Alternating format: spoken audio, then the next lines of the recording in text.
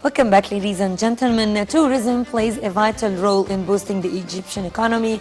It has suffered a setback in the past few years, but with numerous efforts to bring tourism back, these efforts paid off, and tourism started to return back to its previous rates. And now we are starting here in Egypt the tourism season.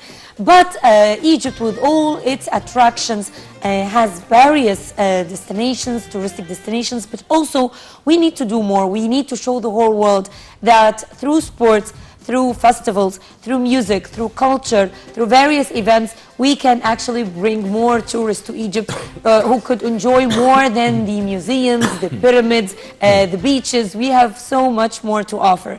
In order to talk more about tourism, we're very much delighted to have with us Mr. Karim Minabawi, tourism expert. Good morning to you, sir. Good morning. Good morning, Mr. Karim. As Hala just mentioned, we are starting the winter season in Egypt. We are doing great efforts in order to attract more tourists, and of course the good news is that the number of tourists and the revenue from the tourism sector is increasing actually. Absolutely. Well, as you just mentioned now, I've loved the introduction you made. Tourists are coming, revenue is increasing, but that's not all. I mean, we've made a big effort in order to reach where we are now, but it's our role to start showing Egypt in a different way. Yeah. Egypt has been known for many years as purely pyramids, sphinx, even not other culture spots, and I don't know why. I mean, just the underwater beauty, which is fine, but just sit. We have a lot of other spots now to show. Offer. We need to show the different segments. We need to address different markets, and this was also one of our weaknesses in the past, that we were concentrating very much in certain markets. It doesn't mean that we were not having tourists from others, but our share or market share from the others was very limited, limited. Yes. And I'll give you a very simple example. When we lost the Russian markets back in 1915, I guess, 14, this was more than 65% of one single destination, which is Sharm el-Sheikh.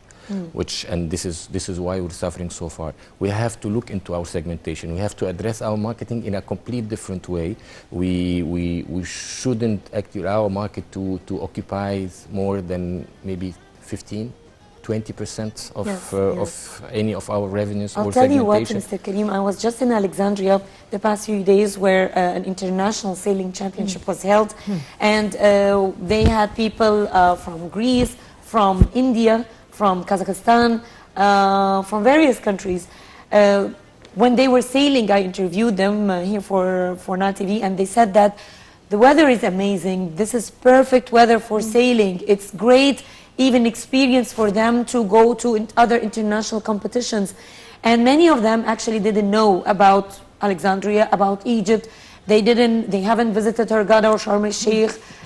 They just came, they had just one day to stop in Cairo and visit the museum and the pyramids and Khan Khalili, and that's it. You've addressed two of the most important... So yeah, I started talking to them and showing them pictures. Just now you've actually addressed two of the most important things that we are currently doing. Number one, events. I mean, this is a sports event. I mean, we need to increase our event generally. When I say event, it's not only sportive. It's musical, it's international conferences, and that would bring me, Mr. Karim, to ask about the Opera Aida, which will be held in a few days in Hatshepsut Temple. Absolutely. I mean, again, this is, I mean, imagine that there is other countries that are promoting Opera Aida yearly for 20 years, or maybe 15 years. I mean, I'm glad that Opera Aida now, the frequency of showing case Opera Aida is bigger. I hope that in the future we'll promote it much earlier, because again, we're doing the same mistake of just start to launch the Opera Aida or other festival or event like 2–3 months before. People do not move 2–3 months. before the event. People need much more time in order to plan.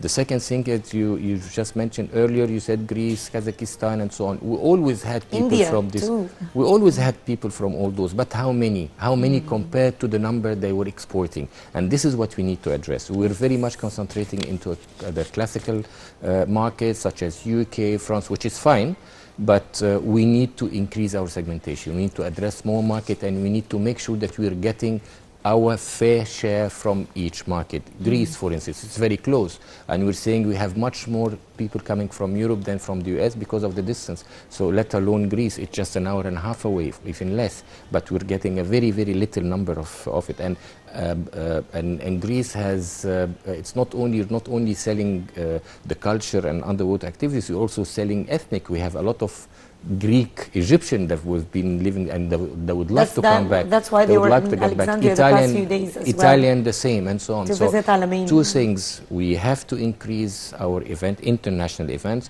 We have to address more markets, so that if any of the market for any reason had their own economical or any problems, then losing such a market wouldn't really affect us much.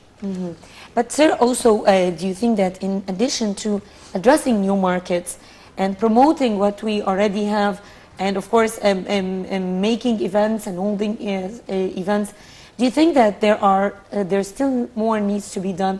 I'm talking here about flights, for example, increasing the number of flights, making more exhibitions outside Egypt. What do you think of that? Everything goes in parallel.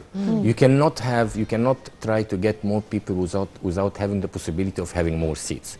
But everything goes next to each other. So when the demand will be there, immediately this is an economical scale. When the business will come, line will try to increase the frequency because they will be doing money.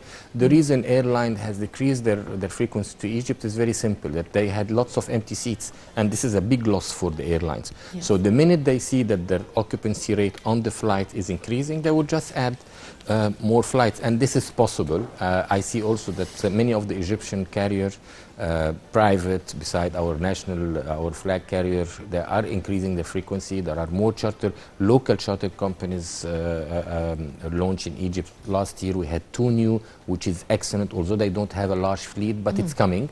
The minute again they will find that there is something, there is business coming, then they will increase the frequency and their aircraft. Yes, indeed. And definitely, it's a very important topic. Mr. Karim Minabawi, tourism expert, thank you very much for coming. But actually, we hope to see you again sometime here in the studio so that we can have much more time to further discuss this issue. But thank you very much for coming today. Mr. Karim. And our dear viewers, that will bring us to the end of this edition of The Breakfast Show. You were in the company of my dear colleague Hala Hamarawi and myself, Maisty Rabia. Thank you very much. Thank you very much, Maisty. Have a great day.